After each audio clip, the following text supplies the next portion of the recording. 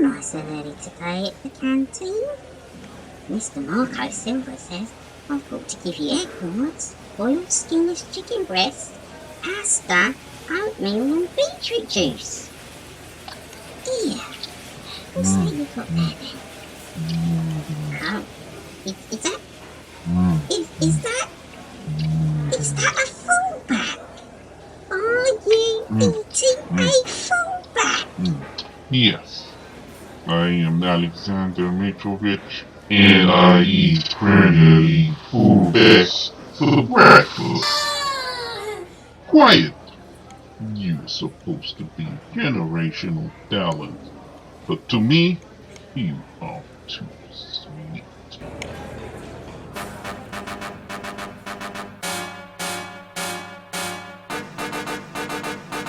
You're all about to witness a monumental throwdown.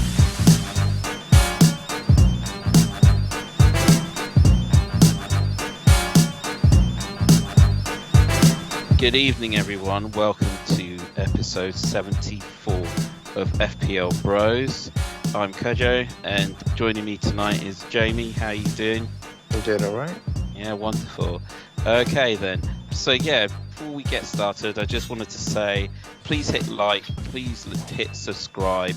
Be very grateful if you do both of those things. It will help out the channel. I also want to say that I've noticed we've got some new subscribers this season as well. So thank you guys for subscribing and joining our slowly growing channel.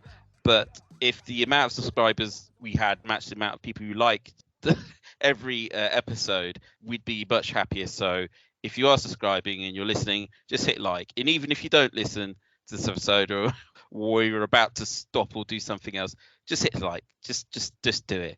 You know, it's all right. It's fine. Nothing bad's going to happen. All right. Now we've got that out of the way. Yeah, we just going to take a look at our Gameweek 5s, which recently Gameweek 5 finished a couple of hours ago with Man United beating Leicester away. And then we'll just do a preview of our player picks for Gameweek 6. Sound good? Sounds good to me. You're all about to witness a monumental throwdown. All right, then. So Gameweek 5. Do you want to go first? Yeah, sure. I think this was quite an interesting game week. There was some, basically, it was just an interesting game week because for me, I took a hit. I brought in two players. I let out two players. I brought in Duncan Rodrigo, and I brought them in place of, who did I bring them in for? Off the top of my head. Oh, Zinchenko and oh no, I had Rodrigo last week. I did take a hit. I can't remember who I took a hit of, or maybe I took a hit last week. But anyways, I'm dragging on here. I brought them both in and got a -1 with Dunk because of the red, and Rodrigo injured and did nothing, so got 1 point there. But still, it was my biggest point haul of the season so far. I've had a dreadful season. If anyone's been following in our league, Well, why do you think that is? Is it because I know a lot of people didn't really want to have Haaland in their team, and there's some people who are like around the 3 or 4 million mark because they went KDB over Haaland, for example. I couldn't tell you. Like I couldn't tell you. I think initially I went big on Liverpool defence. Yeah, I had two representatives from Liverpool defence, and that dragged me down for a couple of weeks. I had Cody when he was at Wolves, and then he moved to Everton. And then I decided to bench him after game week 3, so I missed out on his points falls. To be honest with you, I think it's just been like, obviously at the end of the day, bit of bad luck. That's what I was going to say. Literally, bit of bad luck, and captaining the wrong player at the wrong time. So captaining can make such a difference. Huge difference in this. And I think I would say of this FPL, what I've noticed is, I know this is like. I don't want to sound snooty, but like rookie players seem to have far more of a shot in the first these past 5 game weeks. Because like, and I'll say this from my work league as well, because it was quite a competitive league last season. But the people who were around like mid bottom table, are like way up ahead, just from crazy random picks. Like their first week draft having Saint Maximin. Zaha, Gross, Like they were like the biggest differentials in the first game week. No, it's and true. They returned, and these guys Yeah. just somehow are like top of the table and out of sight. Basically. They returned and they kept returning. That was the thing as Yeah, well. Because what you so. again, I don't want to sound snooty. What you often get with sort of not as engaged managers, shall we say, is that they look at who's doing well and then they put them in the team, and as long as that person keeps playing well, they keep them in their team, and then when they stop playing well, they get rid of them. Obviously, and then people like us, we like, we think long term, next 5 or 6 game weeks, this person's going to have good fixtures and all the rest of it. Yeah. And then we sit there and watch them blank game after game after game. It's like, no, they're going to come good. They'll come good. Meanwhile, everybody else is transferring into players who are actually delivering. So I know what you mean. But I thought you were going to wildcard, or did I get that wrong? No, you're not mistaken. So I've decided that I've been looking at wildcards since game week 3, but that was a bit nonsense. That was a bit crazy. But I've been looking at it just because I'm just not happy with because I'm at the point where I take a few hits or I take some wildcards and I'm playing fast and loose here, Kojo. I'm going for differentials. I'm telling you, that's what I'm gonna go for. I'm gonna wildcard this week. I think I'm gonna probably, after our chat today, I'm gonna put in a draft just in case I miss out on some price changes. Okay. I'm gonna do that right after our chat. Just put in a draft of what I'm kind of thinking. So if price changes happen, then I haven't lost out on any 0.3 millions or whatever else. No, cumulatively. No. Again, there's you get a lot of price changes at the beginning of the season because that's when everyone's paying attention. Yeah. But by Christmas, there's 10 million. Quick. Yeah, I know. There's 10 million managers at the moment, but I'm telling you, by Christmas there will be 8 million teams that nobody has changed for weeks. Yeah, no, for sure. No, for sure. And then the prices will stabilize because people are transferring managers in and out at such great numbers. But at the moment, 100%. You're right. You have to be quick. 0.1 there, 0.1 there, and it really does. It adds up because I think I felt it the most. I think after game week 2. I wanted to just swap out. I just wanted to swap out 2 players. I was going to take a hit. I was happy to take the hit because I was going to bring in Martinelli. I was going to bring in James in game week 2. But Martinelli had gone up 1, and the player I was transferring. No, Martinelli and James both gone up by 0.1. The player I wanted to change out had gone down by 0.1, and I had 0.3. And I thought, I'll be golden. But I didn't realize that I was burning at both ends. So they had both gone up, and I had gone. The player I transferred out has gone down, and I was 0.1 out. Yeah. That was it. I just couldn't transfer. And now I look back and that would have been a blinder of a transfer. It's terrible. Right now you've got to act quickly, but later on it should be okay. You can give it more time, wait for more information and so on. Yeah, all definitely. right then. You're all about to witness a monumental throwdown. What about you? How was your week? It was okay. It wasn't as bad as I thought it was going to be because I didn't captain Haaland, and a lot of results didn't go my way. Obviously, no Liverpool clean sheet. Chelsea did terribly. I kept James in my team because I didn't want all the hassle of transferring him out and back in again. And Luis Diaz did nothing as well.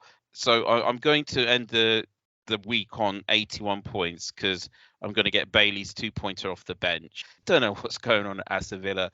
Steven Gerrard clearly does not know what his best team is, does he? I don't know either. He literally Arsenal played Villa this week and the Douglas Luiz guy scored from the corner again twice in 2 weeks. It was insane.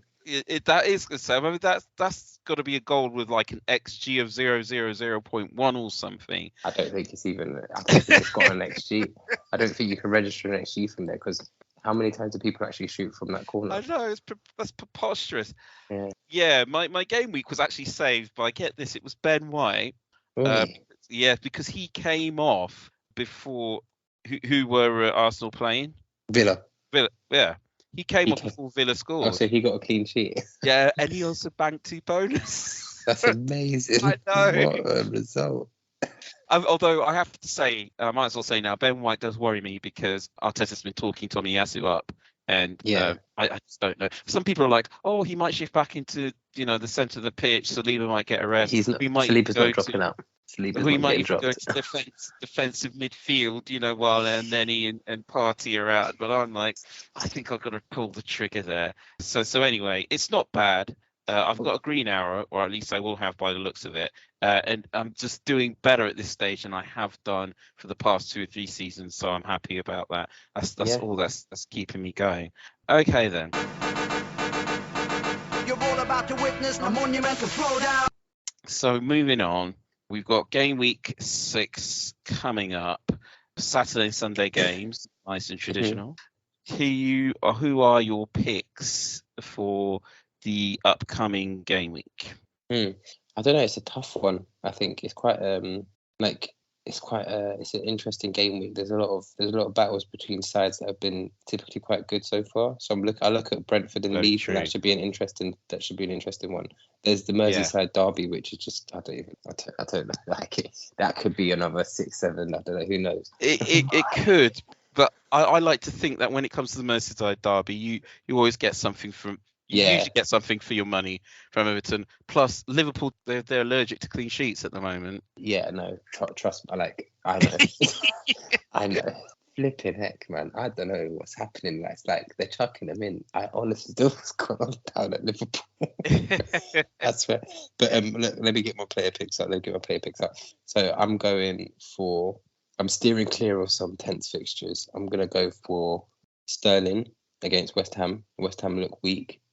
I feel like Chelsea kind of turn it on a bit against West Ham, and I think Sterling might return. I'm going to go for Gibbs White for Forest against Bournemouth. This is purely on the eye test. I happened to catch the Bournemouth, the Forest last game, and he moves, and if anything's going to happen, I feel like he will be in and around it because he's got darting runs, he's pacey, he's tricky, he's got the skill. So I think he's going to be a bit like their talisman if they are going to get anything good. I like come that. Through him. Yeah, I like that. I mean, he's listed as a midfielder, and from what I can see, they're playing him up front. He's pretty much number 9. Like he's going through the middle. Yeah. He might play like a bit of a false 9 role, but definitely he's taking on.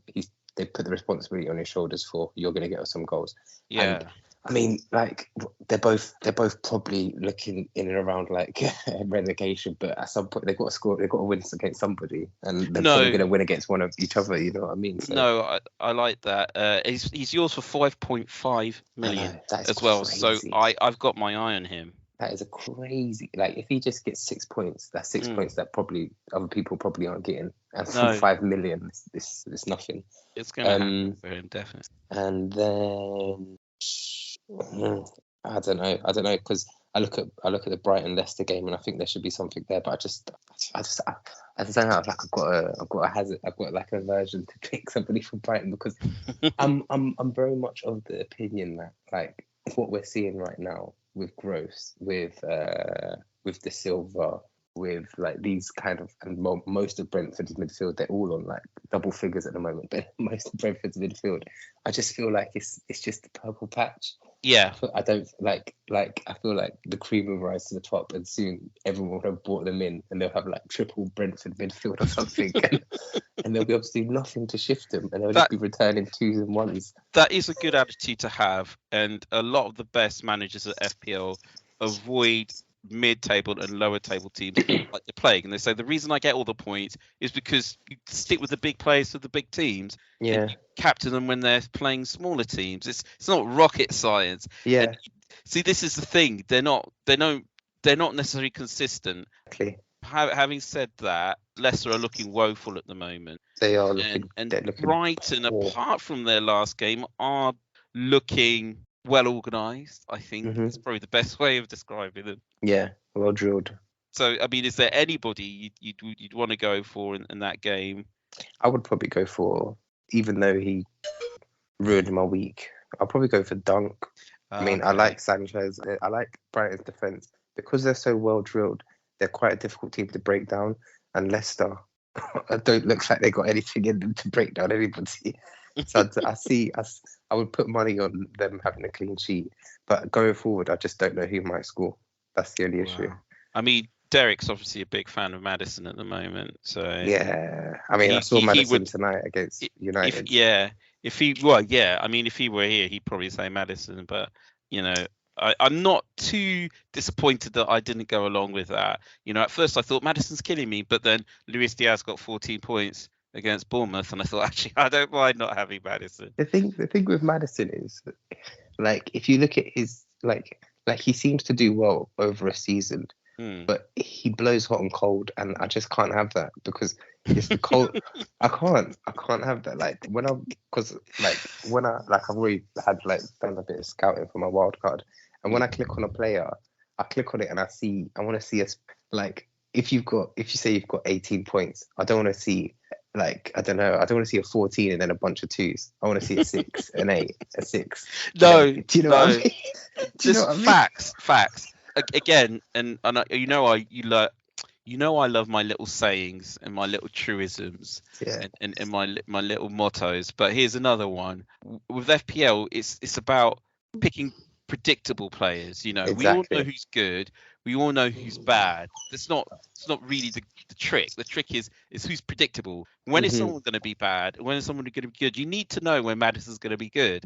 And a lot of the time you don't. When I saw Leicester's fixtures, I thought I'm staying away from all of them. And there's Maddison popping up with his 6s and 7s and 8s. And you think, I don't that kind of risk. It just it really makes me start to break out in a sweat.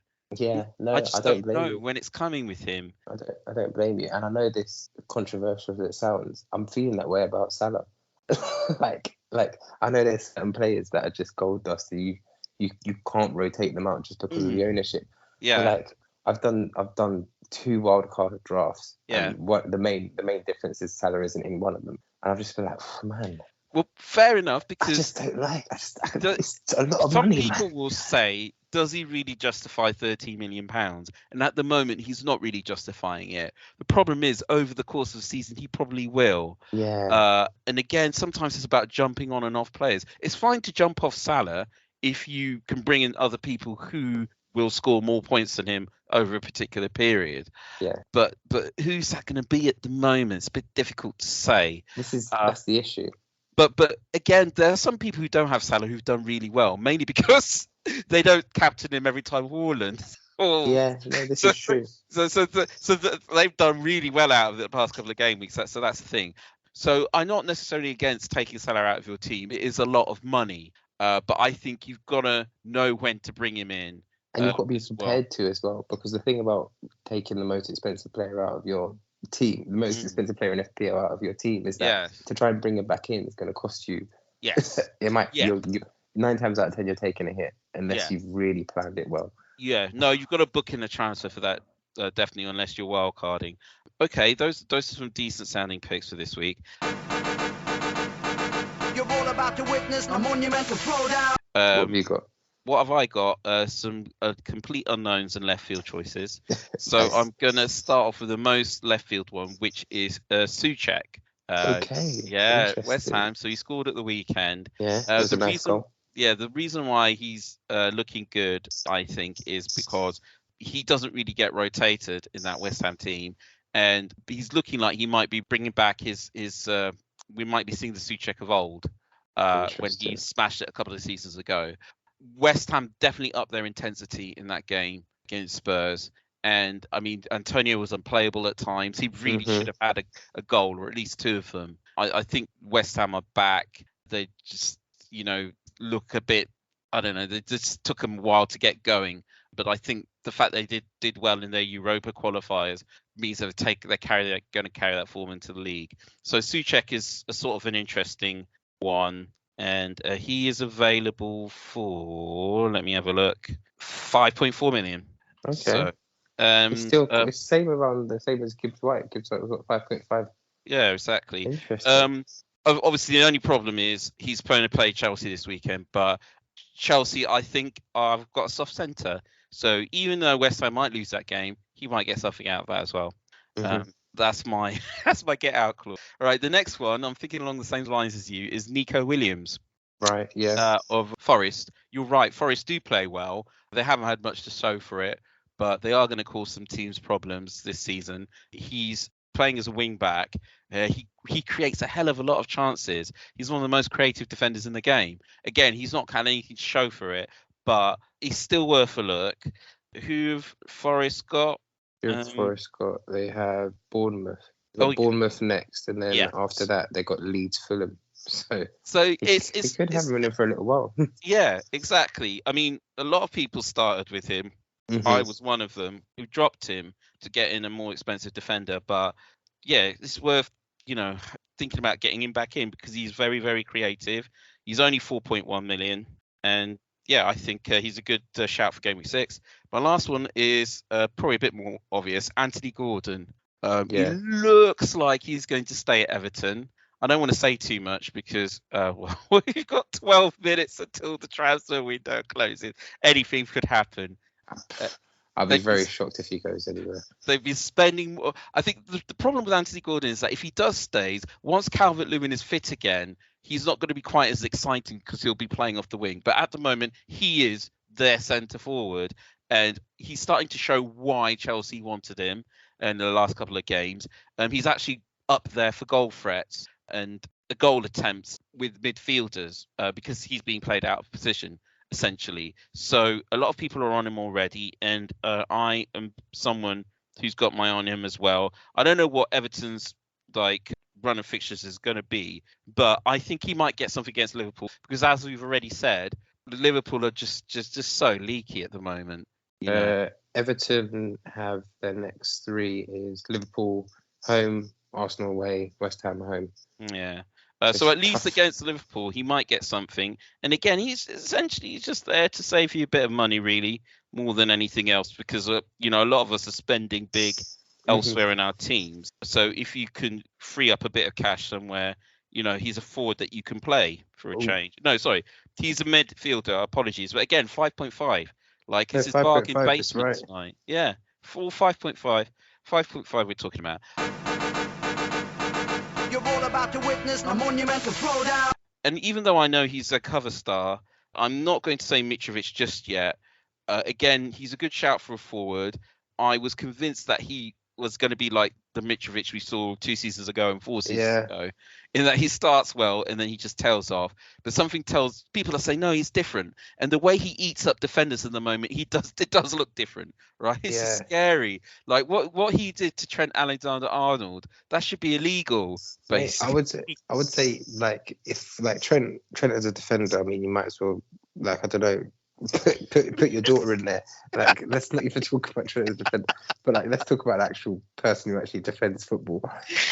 Gabriel, he ragdolled Gabriel. Yes. Ragdolled him, nicked the ball from his legs, and then later on there was a cross that came in, dragged him to the ground. Yeah. And I was just like, wow, because Gabriel, his defending style is brute force. Yeah. He's not exactly the most technical guy. He's 6'4", and that's all you need to know, really. Yeah. And Mitrović let him know that. Yeah, no, I'm Mitrović, and this is what I do. I think right.